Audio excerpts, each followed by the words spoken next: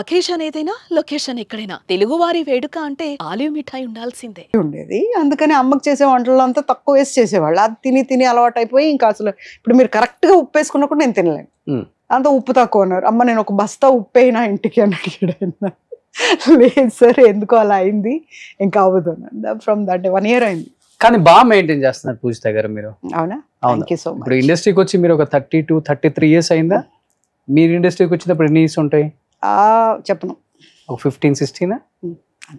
So ఒక 14 వచ్చి 14 years when I came into it. 14 years almost ఒక 45-50కి టచ్ అయ్యారు. అయినా కానీ బాగా మెయింటైన్ చేస్తున్నారు. Thank you. సో ఈ మాత్రం మెయింటైన్ చేయడం అనేది చాలా కష్టం. But that I'm very active. ఆడుకుంటాను, పరిగెడతాను, తర్వాత వండుకుంటాను, పని చేస్తాను, 10 మంది చేసే పని ఒక్కదాన్ని చేస్తాను. ఓకే. అండ్ కుకింగ్ అండ్ బయట కూడా బాగా యాక్టివ్గా ఉంటాను. ప్రతి విషయంలో కూడా ఆడవాళ్ళకి సపోర్ట్ చేయాల్సి వచ్చినప్పుడు కానీ, ఒక పోరాటం చేయాల్సి వచ్చినప్పుడు కానీ బాగా యాక్టివ్గా ఉంటాను. ఓకే. భయపడను. మీ ఫస్ట్ హీరో ఎవరు తెలుగులో? ఫస్ట్ బ్రహ్మానందం గారు. బ్రహ్మానందం గారు జోకర్ మామ సూపర్ అల్లుడు చేశారు కదా, అదే ఫస్ట్ సినిమా ఆయనకి. నన్ను కావాలని అడిగి పెట్టించుకున్నారు ఆ సినిమాలో. ఏ ఆర్ట్స్ మహేంద్ర గారు ప్రొడ్యూసరు.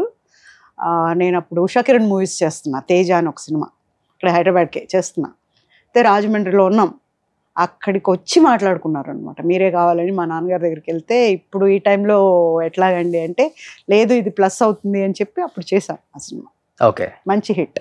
అదే హిట్. అది సో దాని తర్వాత ఇంకా వెనక్కి తిరిగి చూసుకుందే లేదు అస్సలు. కంటిన్యూస్గా ఏదో ఒక లాంగ్వేజ్ చేస్తున్నా. రోజుకు ఒక్కొక్కసారి 3 సినిమాలు చేసిన ఇది కూడా ఉంది. ఓకే. కానీ హీరోయిన్ మెటీరియల్ హీరోయిన్ గా చేస్తున్నాం ఆల్రెడీ. ఒక్కసారిగా సెకండ్ హీరోయిన్ లేకపోతే సపోర్టింగ్ కొంచెం అటు ఇటు వ్యాంప్ క్యారెక్టర్ లాంటివి కూడా వచ్చినప్పుడు పెద్ద హీరోలు అయితే మనం ఏం నో చెప్పకుండా యాక్సెప్ట్ చేసేస్తాం.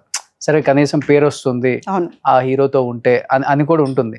మరి దిగజారిన క్యారెక్టర్స్ కూడా ఇచ్చేస్తున్నప్పుడు వాట్ వాజ్ యువర్ ఫీలింగ్ అండి? I definitely say no. ఎవరైనా కానివ్వండి. చిన్న ఇది చెప్తాను. శివయ్య అని ఒక సినిమా వచ్చింది, మన రాజశేఖర్ గారు. అవును, రామానాయుడు గారు. దాంట్లో ఒకరోజు నాకు రామానాయుడు గారు ఫోన్ చేశారు. పాప అనేవాళ్ళు, మా నాన్నగారి క్లాస్మేట్ ఆయన.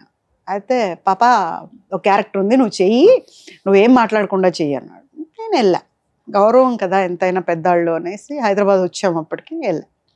వెళ్తే 7 మంది ఆడవాళ్ళు ఉంటారు, వంటలు చేసే ఆడవాళ్ళు, స్వగృహ ఫుడ్స్ ఉంటుంది చూడండి అలాంటిది. దాంట్లో ఒకరిని నేను. కోపం వచ్చింది, కామ్గా ఉన్నా. సరే ఏం మాట్లాడకూడదు, పెద్ద ఆయన పిలిచి మరీ చెప్పారు అనేసి నేను మా ఇంటికి అక్కడ ఫిలిం నగర్లోనే కదా, రామానాయుడు స్టూడియో నుంచి మేము ఫిలిం నగర్లో ఉండేవాళ్ళం. మా డాడీకి ఫోన్ చేసి కోపం వస్తుంది అని చెప్పారు. వద్దు కోప్పడుకు, నేను మాట్లాడతాను, నువ్వు పెట్టేయని చెప్పారు. సరే షార్ట్ చేస్తున్నారు. పోసాని కృష్ణమురళి అనుకుంటా రైటర్. ఒక డైలాగ్ చెప్పారు. చెప్పేసి పూజిత గారితో చెప్పించండి, పూజిత గారు బాగా చెప్తారు డైలాగు అన్నాడు ఆయన. రామానాయుడు గారు ఏమన్నారు, అప్పుడు కొత్త అమ్మాయి వచ్చింది, ఆమె కాదు ఆ అమ్మాయితో చెప్పించండి అని. కామ్గా డైలాగు ఆ అమ్మాయికి రాట్లా. నాయుడు గారు చెప్తున్నారు, ఎవరెవరో చెప్తున్నారు, ఆ అమ్మాయికి రాట్లా డైలాగ్.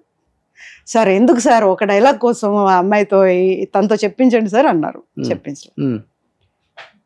వాళ్ళు తీసుకుంటున్నారు. నేను బయటకు వచ్చా, సీన్లోంచి బయటకు వచ్చేసి నా సెటప్ అంతా కార్లో పెట్టుకొని ఇంటికి వెళ్ళిపోయా. చెప్పలా, వెళ్ళిపోయా. వాళ్ళు కూడా గమనించుకోలే. తర్వాత సాయంత్రం ప్యాకప్ అయ్యే టైంలో గమనించుకున్నారు, అవును పుసి తట్టిపోయింది. ఆ రోజు చేయకుండా మరుసటి రోజు నాయుడు గారు ఫోన్ చేశారు, ఏం పాప షూటింగ్కి రాలేదు అని. అంతే, ఫోన్లో వేసుకున్నా. ఏమనుకుంటున్నారు మీరు నన్ను, నేను ఒక హీరోయిన్ని, అక్కడి నుంచేమో నేను హీరోయిన్గా ఛాన్స్లు ఇస్తాను రా అని చెప్పి హైదరాబాద్ తీసుకొచ్చి క్యారెక్టర్లు ఇవ్వటం కాక పైగా ఇంత డైలాగ్కి ఆమె కాదు ఆ అమ్మాయితో చెప్పేయండి అంటారా? ఏమో అంతమంది ముందు అన్నారు మీరు నన్ను, అంటే నాకు డైలాగ్ రాదనా, నేను యాక్ట్రెస్ కాదనా, ఏమనుకుంటున్నారు మీరు? అయ్యో నువ్వు అంత దూరం వెళ్ళావు, అలా అనుకోలేదు పాప, నేను వేరే నాకు వద్దు, ఈ రోజు నుంచి నేను రాను.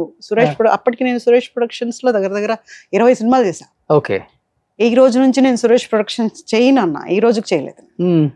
ఐడెంట్ తర్వాత చాలా సినిమాలకు పిలిచారు కానీ ఐడెంట్ గో. ఓకే. నేను చాలా హర్ట్ అయ్యా. అంటే నన్ను తిట్టు, బట్ అక్కడ ఒక ఆర్టిస్ట్ని తిట్టారు, అది భరించలేకపోయాను. అలాంటి అస్సలు తట్టుకోలేను. కాబట్టి అట్లా వ్యాంప్ ఇంకోటో ఒక పెద్ద హీరో ఉన్నాడు, పెద్ద హీరోయిన్ ఉంది, వచ్చేస్తా చేయండి. ఓకే. చేయనంటే సో ఈ స్ట్రైట్ ఫార్వర్డ్నెస్ తో లేకపోతే ఈ కోపంతో ఈ ముక్కుసూడితనం, కొంతమంది హెడ్ వెయిట్ కూడా అంటుంటారు, రకరకాలుగా పిలుస్తుంటారు వాటిని, ఇంకా పొగరు, ఈ అమ్మాయికి కొంచెం టెక్ ఎక్కువ, ఇవన్నీ వీటన్నిటి వల్ల మీరు కోల్పోయింది ఇండస్ట్రీలో ఏంటి అంటే ఏమని చెప్తారు? అవకాశాలు కోల్పోయాను, కానీ నా క్యారెక్టర్ పోలేదు కదా. నేను వచ్చేదానికంటే ముందంట ఆ పొగరు వస్తుందంట. ఆ పొగరు వచ్చిన ఒక్క సెకండ్కి నేను ఎంటర్ అవుతానంట. ఓకే, ఎవరన్నారు ఈ మాట? మా ఆర్టిస్టులు అంటుంటారు. ఓకే, దాంట్లో నాకు ఎవరైనా బాగా క్లోజ్గా ఉన్నోళ్ళు మీరు వెళ్ళేటప్పుడు ఇలా అన్నారండో అంటారు. మళ్ళీ నేను కారు వెళ్ళిపోద్ది కదా, ఇది కూడా చెప్తాను, లకారం వేసి తిట్టి మరీ చెప్తారు, దీన్ని కొంద అసలా అని. అంటే హీ సేయింగ్ మై క్యారెక్టర్ అండి. Okay, I'm proud. అది సెట్ లో గొడవ పెట్టుకున్న సందర్భాలు ఉన్నాయా? అబ్బో అసలు మామూలుగా. మగవాళ్ళతోనా ఆడవాళ్ళతోనా? ఎవరిని వదలను, తేడా వస్తే ఎవరిని వదలను. ఓకే, ఒకసారి అప్పుడు ఇండస్ట్రీకి కొత్తగా వచ్చాను, హీరోయిన్గా వెళ్తుంటే ఒక ఆర్టిస్ట్ పెద్ద బతికి కూడా లేరు, మాట్లాడను, ఇలా తొడ మీద చేసి ఇట్లా ఇట్లా అంటూ కూర్చున్నారు. నాకేదో చీదరగా అనిపించింది, ఏంటిది ఒకలాగా నేను చేయి తీస్తుంటే చేసి అంటున్నారు. దిగేసి ఇంట్లోకి వెళ్ళిపోయాను కోపంగా. మా డాడీ చూస్తే ఎందుకమ్మా కోపంగా ఉన్నావు, ఎందుకు ఇలా పెట్టి ఇలా గోక్తా ఇట్లా ఇట్లా అంటూ నేను తీస్తుంటే మాటకి అంటున్నారు అని. వెళ్ళి పడుకో, స్నానం చేసి అన్నం తినేసి పడుకో అన్నాను. పడుకొని లేచా. పొద్దున మా నాన్నగారు ఎవరు కాళ్ళు పట్టుకున్నారో ఎలా తెచ్చారో, పొద్దున కారు ఉంది ఇంటి ముందు, ఈ రోజు నుంచి నువ్వు ఒక్కదాని ఉంటావు, గోకేవాళ్ళు ఉండరు, ఇది ఉండరు, అదే మెయింటైన్ చేస్తున్నాను ఈ రోజు కూడా. నా కార్లో ఎవరిని ఎక్కనివ్వు. ఓకే, నేను మా బాబు, నా పక్కన మా బాబు కూర్చుంటాడు అంతే. ఓకే, మాకు ఒక పిల్ల వెనక, మేము ముగ్గురు తప్ప ఎవరు కూర్చోడానికి లేదు. కూర్చోబెట్టను, మొక్కం మీద చెప్పేస్తాం సారీ అండి ఎక్కొద్దు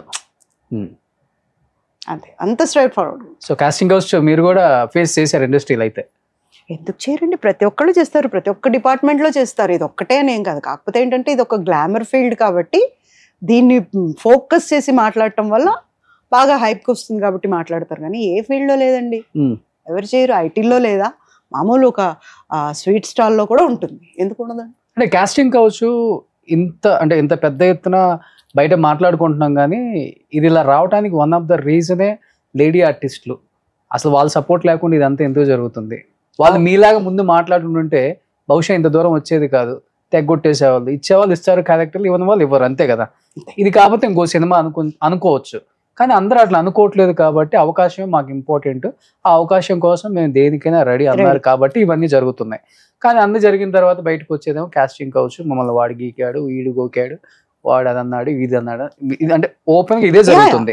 సో దాని మీద మీ ఒపీనియన్ అంటే ఏమని చెప్తారు? పూజ దగ్గర ఎంతో మందిని చూశారు, అవకాశం కోసం తెగబడిపోతున్నారండి. ఇప్పుడు ఎక్కడి నుంచో వస్తారు, తినడానికి తిండి ఉండదు, ఉండటానికి షెల్టర్ ఉండదు, ఆటోమేటిక్ గా ఆ టైంలో ఎవరు తగులుతారు. తగిలినప్పుడు నేను నీకు అవకాశం ఇప్పిస్తాను, వాట్ ఐ కెన్ గెట్, నాకేంటి ఆ క్వశ్చన్ వస్తుంది. ఏంటి అన్నప్పుడు వీళ్ళు ఏం చేస్తారు, ఓహో నేను పెద్ద హీరోయిన్ అయిపోతాను కదా, నాకు చాలా అవకాశాలు వచ్చేస్తాయి కదా, ఇంత గొప్పగా చెప్పారు కదా, అప్పటికి ఒక 2-3 చోట్ల తిప్పుంటారు, తెలిసిన 2 మొక్కలు చూపించుంటాడు, కరెక్ట్ ఇతని సినిమా అతనే ఇతను చేసేస్తాడు అన్న దాంట్లో వాళ్ళు తెగబడిపోతారు. సో ఆటోమేటిక్గా వాళ్ళు అవకాశం కోసం కొంతమంది గెయిన్ అయిన వాళ్ళు ఉన్నారు, కొంతమందిని చూస్తే లాస్ అయిన వాళ్ళు ఎక్కువ ఉన్నారు.